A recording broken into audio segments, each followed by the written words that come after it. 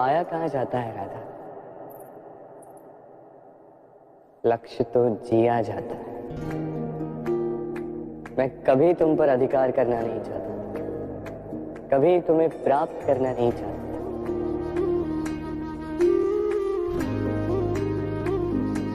क्योंकि प्रेम भी लक्ष्य की ही भांति पाया नहीं, जिया जाता है। पाने और खोने का उपक्रम व्यापारी का होता है, पुजारी का नहीं। मेरी बांसुरी और तुम मेरे लिए पूजा हो रहा था, मेरी आराधना। प्रीत हो मनमीत हो राधे, मेरी मनमीत हो। नदी का जल मीठा होता है क्योंकि वो सबको जल देती है। सागर जल लेता है, इसीलिए खारा होता है। और नाला उसका बहना रुक जाता है और इसी कारण से वो दुर्गंधपूर्ण हो जाता है, किसी काम का नहीं रहता।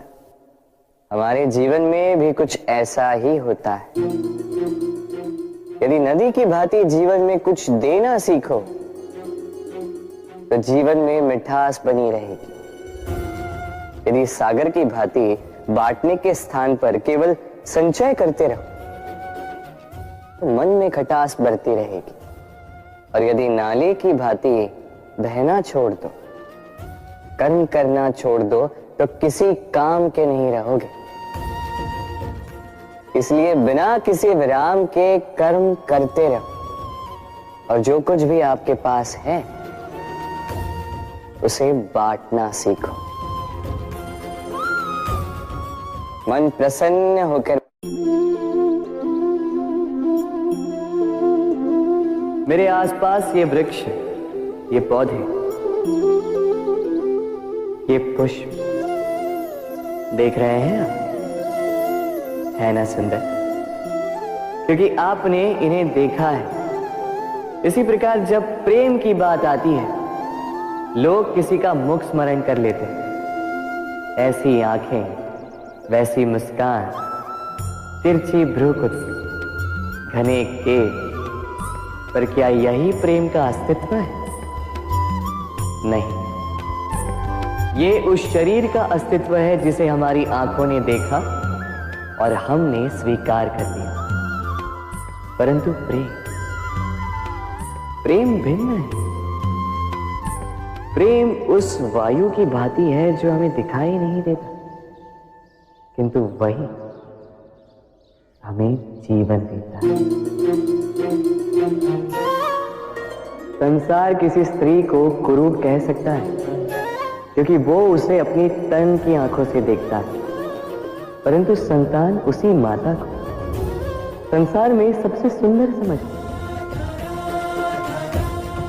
क्योंकि वो भाव से जुड़ी। तन की आंखों से देखोगे तो वैसे भी पहचान नहीं पाओगे जैसे राधा मुझे पहचान नहीं पाई। इसलिए यदि प्रेम को समझना है तो मन की आंखें खोलो और प्रेम से कहो राधे राधे। जब भी प्रेम की बात आती है हम सबसे पहले मन में एक नायक और एक नायिका का चित्रण कर लेते हैं। क्यों? आपके साथ भी यही होता है ना? पर क्या प्रेम केवल नायक नायिका के आकर्षण का बंधन है? नहीं, प्रेम तो परिवार से हो सकता है, माता पिता भाई बहन से हो सकता है, सखा मित्रों से हो सकता है, देश और जन्मभूमि के लिए हो सकता है, मानवता के लिए हो सकता है, किसी कला के लिए हो सकता है, इस प्रकृति के लिए हो सकता है। पर प्रेम कभी उस पन्ने पर लिखा ही नहीं जा सकता जिस पर पहले ही बहुत कुछ लिखा।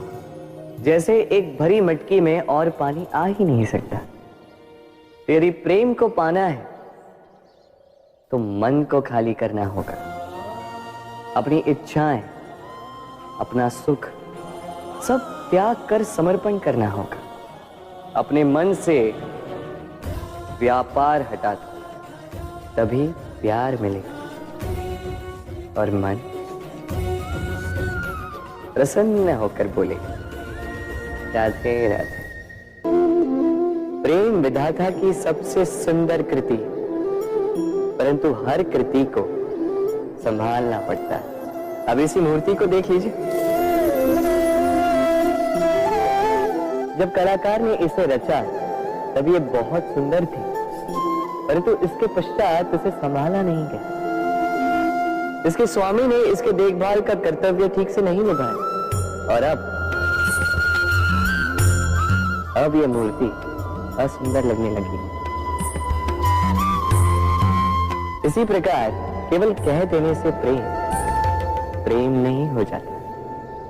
इसके लिए आपको अपने कर्तव्यों को पूर्ण करना होगा। तो देश की रक्षा, परिवार और संबंधियों की सुरक्षा, संतान को संस्कार, जीवन साथी का आभार, ये कर्तव्य जब तक नहीं निभाओगे प्रेम से दूर होते जाओगे। तो यदि प्रेम का अमृत पाना है तो कर्तव्य की अंजलि बनानी होगी और मन से कहना होगा, राधे राधे। प्रेम संसार का सबसे पवित्र बंधन है, पर सच पूछो तो ये बंधन से मुक्ति है, स्वतंत्रता है।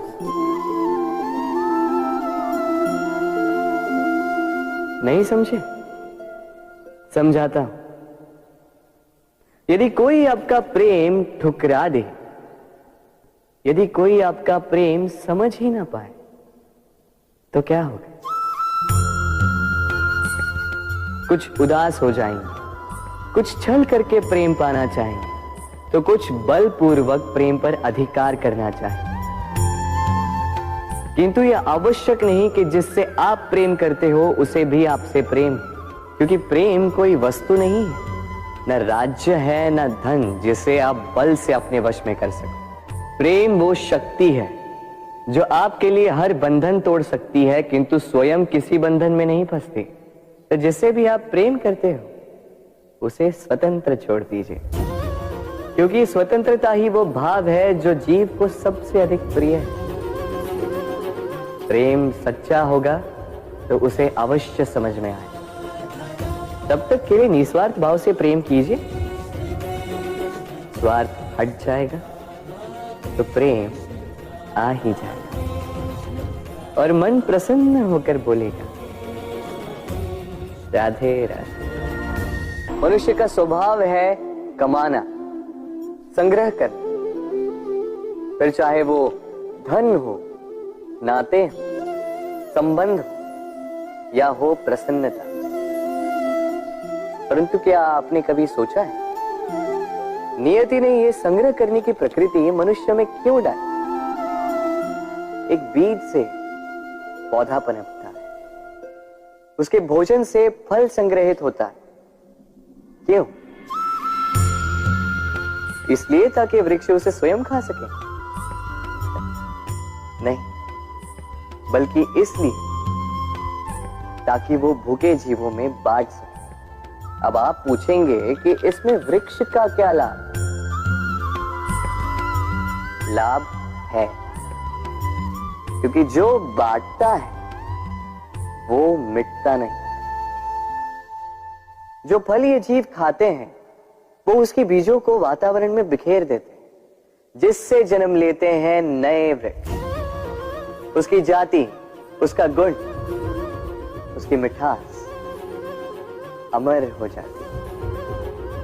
इसलिए स्मरण रखिएगा, अमीर होने के लिए एक एक क्षण संग्रह करना पड़ता है, किंतु अमर बनने के लिए एक एक कण बांटना पड़ता है। राधे राधे। मन बड़ी ही विचित्र कृति है ये मन। शरीर के किस अंग में बसता है कोई नहीं जानता, किंतु संपूर्ण शरीर इस मन की इच्छा साकार करने के लिए प्रयास करता रहता है। अब यदि मन कुछ खाने का करे तो व्यक्ति उसकी वनों उपवनों की इच्छा साकार करने का माध्यम ढूंढता रहता है। अब यदि मन किसी को शत्रु समझ ले तो व्यक्ति उसे नष्ट करने का हर संभव प्रयास करता है। अब यदि मन किसी से प्रेम करे तो उसकी प्रसन्नता के लिए हर सीमा लांघने के लिए सज्ज रहता है। परंतु जीवन सुखद हो इसके लिए आवश्यक है कि मन खाली हो। इस बांसुरी की भांति भीतर कुछ भी नहीं, न राग है न द्वेष, तब भी तार छेड़ने पर स्वर निकलता है। इसी प्रकार मन को भी भावनाओं से मुक्त रखना आवश्यक है।